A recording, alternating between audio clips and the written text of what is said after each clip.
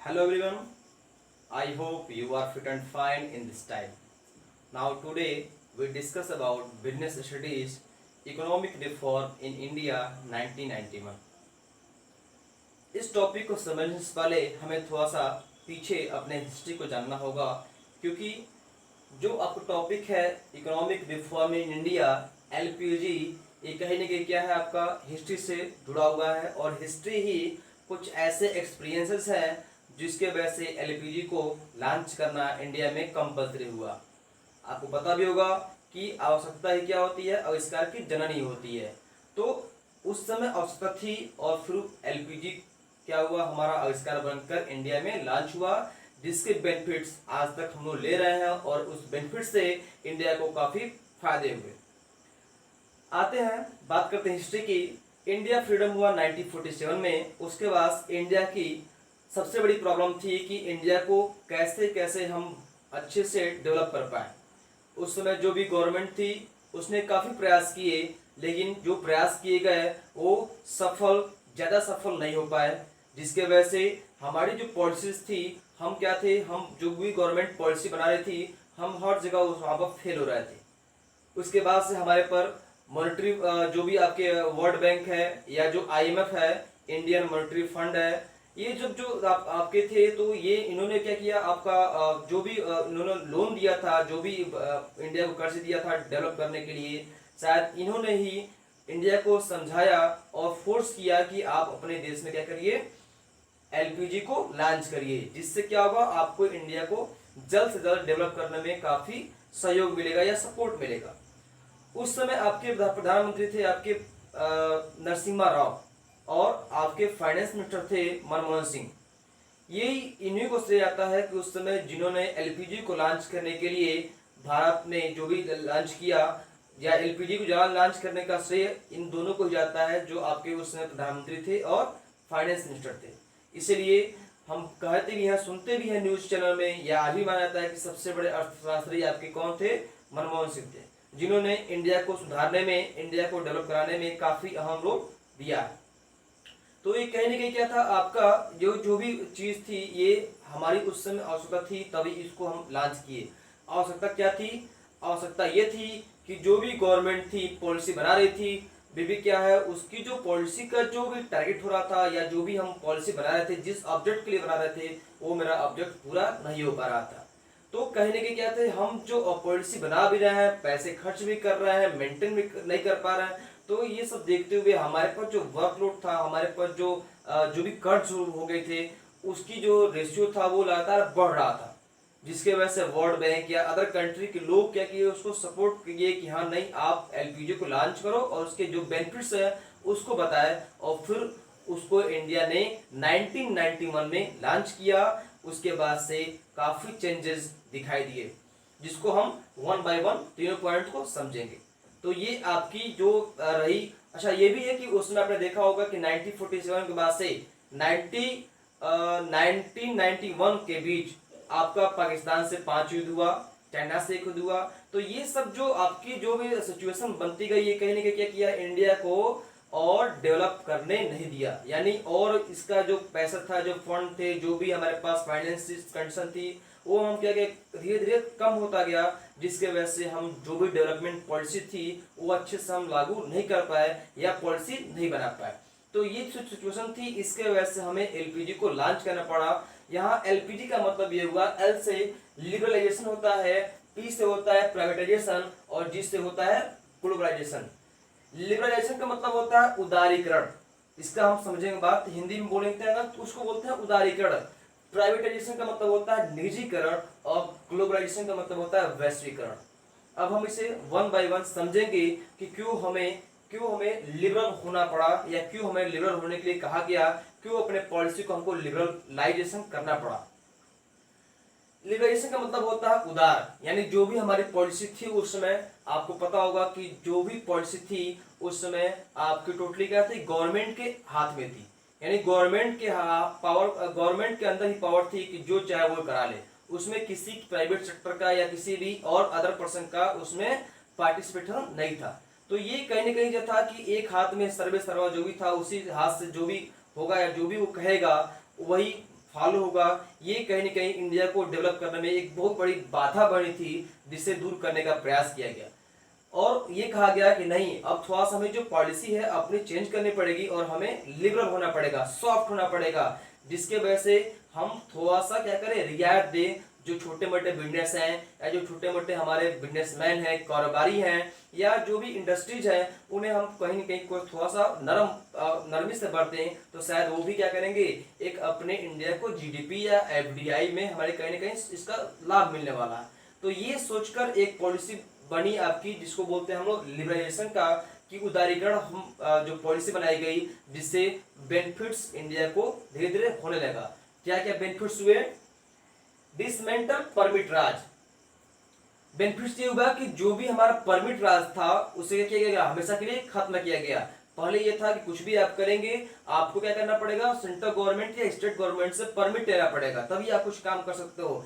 उसमें क्या की गई, थोड़ा सा उनको रियायत दी गई, और उसके बाद से ऐसा कुछ सिस्टम बनाया गया जिससे आप बिना परमिट के भी अपना बिजनेस या कुछ भी वर्क कर सकते हैं, जिससे हमारे आने वाले जो भी बिजनेसमैन, प्राइवेट बिजनेसमैन थे या कोई भी एनी पर्सन जो भी था जिसको बिजनेस करना था या कुछ सपोर्ट करना था या कुछ भी वर्क करना था, उनमें क्या हुआ, थोड़ा सा एक उनका मनोबल बढ़ा और वो बिजनेस या को जो भी वर्क जिसमें अच्छे थे वो थोड़ा सा अपना करने लगे, जिससे क्या हुआ कि इंडिया की एक जो भी अनएम्प्लॉयमेंट जो थी रेट थी उसमें थोड़ा सा गिरावट आई, वो लोग अपना बिजनेस करने लगे और वो क्या किए, कहीं ना कहीं एक एम्प्लॉयमेंट क्रिएट करने लगे। सेकेंड पॉइंट आपका है फ्री फ्रॉम अननेसेसरी हरासमेंट। जो भी हमारा गवर्नमेंट की पॉलिसी बहुत गंदी होती है, आपको पता भी होगा कि गवर्नमेंट क्या करती है, कई ऐसे पॉलिसी होती है क्या करती है, हमेशा हरासमेंट करती है, यानी फालतू का परेशान करने का काम करती है। तो कहीं ना कहीं इसमें भी चेंज किया गया कि जो भी गवर्नमेंट की पॉलिसी बने वो ऐसी पॉलिसी बने जिसमें क्या हो, कोई भी आपका बिजनेसमैन, कोई भी कंपनियां, कोई भी सेक्टर, जो भी इंडस्ट्रीज है, कोई भी ऐसा चीज हो जो हमारी गवर्नमेंट के लिए या जो भी हमारे गवर्नमेंट के लिए जो फायदे कर रही है, जिससे हम पैसा कमा रहे हैं, जिससे हम पैसा क्रिएट कर रहे हैं, जो हमारे जीडीपी को बढ़ाने में सहयोग कर रहा है, उसका क्या करें, हम उसको फ्री कर दें हरासमेंट। उसको कोई भी ऐसी पॉलिसी ना बनाए जिससे क्या हो, हरासमेंट हो। उसके बाद थर्ड आपका पॉइंट है फ्री फ्रॉम ब्यूरोक्रेटिक कंट्रोल। हम क्या किए, जो भी हमारी जो सिस्टम था उसमें क्या कर दिया, थोड़ा सा फ्री कर दिए, ब्यूरोक्रेटिक कर दिए, जाओ भैया आराम से जो करना है आपको, अपने अगर लगता है कि हाँ आप इस काम कर सकते हो, इससे बेनिफिट हो सकता है, आप करो बैठकर। यानी हर चीज में हम टोका टाकी बंद कर दिए। ये हमारे इस लिबरलाइजेशन से ये बेनिफिट्स हुए। सेकेंड पॉइंट आपका है प्राइवेटाइजेशन। इसका मतलब हुआ निजीकरण। निजीकरण क्यों करना पड़ा, इसके 3 पॉइंट थे, इस 3 बेसिस पर ही हम प्राइवेटाइजेशन किए। आपको पता होगा कि जो भी प्राइवेट सेक्टर के जो भी पर्सन होते हैं या प्राइवेट सेक्टर है, वो अपने वर्क के लिए फेमस है, वो अपने वर्क के लिए, वो अपने ऑर्गेनाइजेशन कंट्रोल करने के लिए या वो अपने ओनरशिप के लिए फेमस मानी जाती है। इसी 3 बेसिस पर वो जो भी है प्राइवेटाइजेशन का जो भी हमारा वर्क था उसे हम एक्सेप्ट किए। 3 वर्ष आपके ये है, ओनरशिप मेजर, ऑर्गेनाइजेशन मेजर और ऑपरेशनल मेजर। इसका मतलब ये हुआ कि जो भी प्राइवेट पर्सन होते हैं क्या करते हैं, वो अपना ओनरशिप लेना जानते हैं। कभी देखिएगा आप कि जो प्राइवेट पर्सन होते हैं या जो गवर्नमेंट एम्प्लॉय होते हैं, दोनों में काफी डिफरेंस होता है। गवर्नमेंट एम्प्लॉय अपना वर्क, अपना ओनरशिप अच्छे से नहीं ले पाता है, लेकिन जो प्राइवेट पर्सन होता है वो उसे अच्छे से ओनरशिप लेना आता है, यानी जिसके लिए उसको रिस्पॉन्सिबल जो भी वर्क दिया गया है वो अपना वर्क करता है। सेकेंड आपका है ऑर्गेनाइजेशनल मेजर्स। कभी भी प्राइवेट सेक्टर की जो कंपनियां होती हैं वो अपना वर्क अच्छे से करा ले पाती हैं, जबकि आपकी जो गवर्नमेंट सेक्टर की जो कंपनियां होती हैं वो अपना अच्छे से वर्क नहीं करा पाती है। ये आप देखते होंगे, ऐसे आप एग्जांपल मिल जाएंगे, जैसे बैंक, प्राइवेट बैंक ले लीजिए, गवर्नमेंट बैंक ले लीजिए, दोनों में काफी डिफरेंस है, वर्किंग कल्चर में डिफरेंस है। आप प्राइवेट बैंक जाते हो तो हर चीज क्या होता है, सिस्टम से होता है, लेकिन वही आप जाते हो गवर्नमेंट सेक्टर के बैंक्स में तो वहां क्या होता है, वहां कोई सिस्टम होता नहीं, सिस्टम बनते हैं लेकिन फॉलो नहीं होते हैं। तो ये सारी कई चीजें थी जिसकी वजह से क्या हुआ, हम प्राइवेटाइजेशन के लिए मोटिवेट हुए। थर्ड आपका है ऑपरेशनल मेजर। ऑपरेशनल मेजर मतलब ये हुआ कि जीरो लेवल पर काम करना। मीन्स ये कि जो हमारे प्राइवेट सेक्टर के जो एम्प्लॉय होते हैं या प्राइवेट सेक्टर के जो लोग होते हैं वो क्या करते हैं, जीरो लेवल पर काम करते हैं। वो काम करना है, उनको टारगेट सेट हो गया, वो काम करेंगे। लेकिन वही क्या होता है, आपके जो गवर्नमेंट सेक्टर के लोग होते हैं वो क्या करते हैं, वो जॉब बस हो गया, काम मिल गया, करना है कि नहीं करना है, आज मन किया तो करेंगे, नहीं तो नहीं करेंगे। वो अपने मन के मालिक होते हैं। तो ये जो तीन चीज थी आपकी जिसके वजह से हम प्राइवेटाइजेशन के लिए थोड़ा सा मोटिवेट हुए और इसलिए प्राइवेटाइजेशन करना कंपलसरी हुआ। प्राइवेटाइजेशन करने से क्या क्या फायदे मिले ये भी देख लेते हैं। फर्स्ट क्या हुआ, हमारा इंक्रीज एफडीआई रेट। आपको बता दूं मैं कि उस समय आपका जो भी जीडीपी रेट था वो 480 या 450 के आसपास था। लेकिन जैसे ही आपका प्राइवेटाइजेशन, आपका जो भी पॉलिसी बनाई गई और इंडिया में लॉन्च किया गया, उसके बाद से इस समय 2080 और 90 के रिपोर्ट के अकॉर्डिंग 4,400 के आसपास आपकी जीडीपी रेट चल रहा है। तो कहीं ना कहीं इंप्रूव हुआ है आपका एफडीआई रेट। प्राइवेटाइजेशन आने से क्या हुआ, आपका इंप्रूव हुआ और वो रिजल्ट हमारे सामने है और आगे भी इंप्रूव हो रहा है। सेकेंड आपका है इंक्रीज एम्प्लॉयमेंट रेट, यानी जो भी हमारा एम्प्लॉयमेंट रेट था उसमें क्या हुआ, उसमें वृद्धि हुई। हमारे नए नए प्राइवेट सेक्टर अपना कंपनी ऑफिस खोले, जिससे क्या हुआ, प्राइवेट सेक्टर के लोग को जॉब मिला, जॉब क्रिएशन हुआ, जिसकी वजह से क्या हुआ, रोजगार मिले, बेरोजगारी कम हुई, लोग के पास अच्छा जॉब मिला, लोग का रहन सहन हर चीज पहनावा बदला। यानी कहने का क्या, ये प्राइवेट सेक्टर जो हमारे आकर ये हमारे जो इंडिया के मैक्सिमम लोग को जॉब क्रिएशन का एक जगह बना और ये एक अच्छा रोल प्ले कर रहा है, जिसकी वजह से जो भी हमारे प्राइवेट सेक्टर, जो भी हमारे लोग थे, जो भी हमारे वर्कर्स हैं, जो भी हमारे प्राइवेट वर्कर्स हैं, उनको क्या किया, एक अच्छा माहौल बनाया और ये वर्क कराकर उनको जॉब देने की एक जॉब क्रिएशन का भूमिका प्ले कर रहा है। थर्ड हमारा है high growth of agriculture sector. आपको पता होगा कि उस समय जो पहले समय जो आपके ये सब जब लॉन्च नहीं हुआ था, प्राइवेटाइजेशन जो आपका लॉन्च नहीं हुआ था, उस समय क्या था कि जो भी हमारी एग्रीकल्चर पॉलिसीज थी वो क्या थे, हमारे नए नए टेक्निकल से क्या थे, वो बिल्कुल अनजान थे। नए नए टेक्निक, नए नए इनोवेशन जो भी हमारे ये हुए, ये हमारे प्राइवेटाइजेशन आने के बाद ही हुए। क्योंकि इसमें ये हुआ कि जो भी हमारे इसमें ये भी फायदा मिला कि जो हम जो मशीनरी ऐसी है कोई फॉरेन कंट्री में मिल रही है, तो जिसके वजह से हम नहीं कर पा रहे थे, अब हमें वो फ्री हो गई थी कि हम कहीं से भी उसको एक्सपोर्ट कर सकते हैं या इंपोर्ट कर सकते हैं। जो चीज हमारे पास है उसको हम एक्सपोर्ट कर सकते हैं और जो चीज हमारे पास नहीं है उसको हम इंपोर्ट करके अपने जो भी एग्रीकल्चर जो सिस्टम था या जो भी हमारे एग्रीकल्चर सेक्टर था उससे हम डेवलप करने का प्रयास किए। थर्ड आपका है ग्लोबलाइजेशन।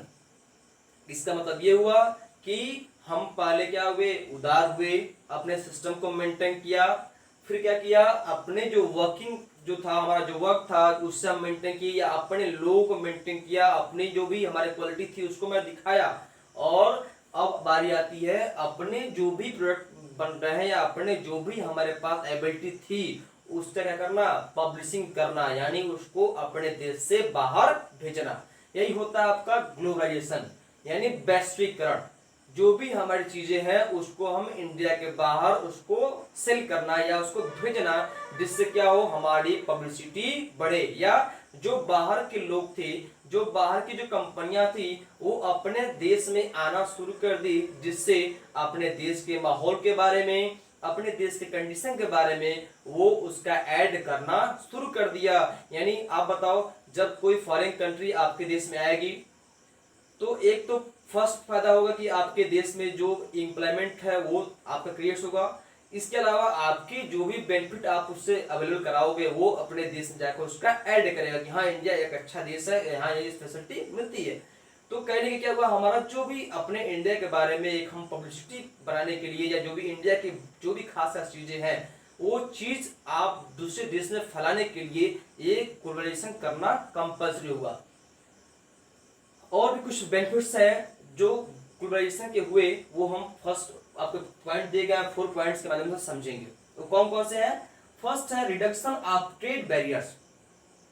जैसे ही ये ग्लोबलाइजेशन आपका लॉन्च हुआ, जैसे ही पॉलिसी में इसको ऐड किया गया, उस समय क्या हुआ, आपका उसी समय आपका जो ट्रेड बैरियर्स थे उसको क्या किया गया, हमेशा के लिए कम कर दिया गया। यानी जो भी उसकी पॉलिसी थी, जो भी डिडक्शन थे, जो भी बनाए गए थे कि हाँ रिस्ट्रिक्शन थी कि हाँ नहीं आपको ये चीज नहीं करना है, आपको ये नहीं करना है, ये करने के लिए ये करना होगा, इन तमाम जो रूल पॉलिसी बनाई गई थी, जो रेगुलेशन बनाए गए थे, उसमें क्या किया गया, कमी की गई, यानी डिडक्शन किया गया उसमें, और थोड़ा सा उसको छूट दिया गया कि हाँ आप ये काम कर सकते हो। तो ये सबसे बड़ा फायदा मिला कि ट्रेड जो भी हमारे बिजनेसमैन अपने देश के हुए या किसी और देश के हुए, अगर आपस में बिजनेस कुछ भी एक्सपोर्ट इंपोर्ट चाहते हैं करना, तो जो भी पॉलिसीज है गवर्नमेंट की ट्रेड पॉलिसी, उसमें उनको रिलीफ देने का काम किया गया। सेकेंड है free movement of labour. Free movement labour means क्या हुआ, जो भी अपने देश के जो भी लेबर है, जो भी मजदूर वर्ग के लोग थे, उनका क्या हुआ, एक जगह से यानी अपने देश से दूसरे देश में जाना उनका शुरू हुआ, स्टार्ट हुआ। पहले ये था कि अपने देश में रहना है, आप किस देश में नहीं जाना था, यानी जो भी अगर जाना भी था तो क्या था, कई चीज लाइसेंसिंग थी, कई चीज डॉक्यूमेंट थे, जिसकी वजह से प्रॉब्लम क्रिएट हो रहा था। अब ये हुआ कि अब फ्री कर दिया गया, आप किसी देश में जाकर आप जॉब कर सकते हैं, और किसी और देश के जो भी हमारे अच्छे पर्सन है, जो भी जानकार लोग हैं, जो भी प्रोफेशनल्स जो एम्प्लॉय हैं, वो अपने देश में जाकर जॉब कर सकते हैं। यानी जॉब का जो माहौल था, जो मूवमेंट था, वो मूवमेंट होना शुरू हो गया। थर्ड पॉइंट है आपका फ्री फ्लो टेक्नोलॉजी। इसका मतलब ये हुआ कि जो भी हमारे देश में जो टेक्नोलॉजी थी, उसका क्या हुआ, एक इंपोर्ट होना शुरू हुआ। यानी अगर आपके देश में कोई ऐसी जो भी किसी और देश में टेक्नोलॉजी अगर इनोवेशन हो रहा है या क्रिएट हो रहा है, तो उसे हम अच्छे से अपने देश में भी उसको मंगा सकते हैं, उसको बाद से ला कर उसका बेनिफिट ले सकते हैं। इसका एक बहुत बड़ा फायदा ये हुआ कि जो भी नए नए इनोवेशन होते गए, नए नए आविष्कार होते गए किसी भी टेक्निक का, वो अपना इंडिया का क्या उसको भी मंगाकर इंडिया भी उसका बेनिफिट लेना शुरू कर दिया। पहले ये कुछ पाबंदियां थी गवर्नमेंट की, जिसके वजह से हम कोई भी टेक्निकल जो भी हमारे पास टेक्निक जो था उसका हम प्रॉफिट नहीं ले पा रहे थे। अब जब हमारा ग्लोबलाइजेशन अपना लॉन्च हुआ, इस पॉलिसी के अंतर्गत हम क्या कर सकते थे, कभी भी किसी भी देश की जो टेक्निक को अपने देश में लागू करने का काम कर सकते थे। फोर्थ पॉइंट आपका है free flow of capital. Free flow of capital means ये हुआ कि आपके देश में अगर आप बिजनेसमैन हैं, अगर आप कुछ बिजनेस डाले हैं, अगर आप कुछ इंडस्ट्रीज आप बैठा रहे हो, तो अगर आपके पास फंड की प्रॉब्लम हो रही है, तो आप फंड चाहो तो किसी दूसरे देश से भी हेल्प ले सकते हो, या आप चाहते हो कि नहीं अपनी जो कंपनी है मैं किसी दूसरे देश में सेटअप डालूं उसका, या मैं किसी दूसरे देश की जो कंपनियां हैं उनको हेल्प करूं पैसे से, कैपिटल से, वो आपको करने की आजादी मिल गई।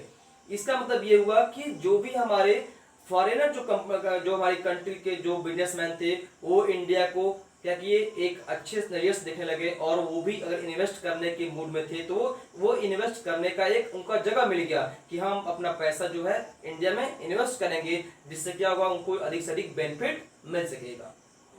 तो ये आपके पॉइंट थे जो आपके लिबरलाइजेशन को और प्राइवेटाइजेशन को और ग्लोबलाइजेशन को आपको बताता है कि हाँ ये जो पॉइंट है, ये जो आपके पॉइंट दिए गए हैं, इससे आप क्लियर कर सकते हो कि हाँ प्राइवेटाइजेशन क्या होता है, लिबरलाइजेशन क्या होता है, और ग्लोबलाइजेशन क्या होता है, और इसकी जरूरत क्यों पड़ी इंडिया में, कब इसे लॉन्च किया गया, और लॉन्च करने के बाद से इससे क्या क्या बेनिफिट इंडिया को हुआ। तो ये रही आज की वीडियो एलपीजी। उम्मीद करते हैं कि आपको ये वीडियो पसंद आया होगा। आप इस वीडियो को देखने के बाद से लाइक कमेंट जरूर करें। Thanks for watching this video.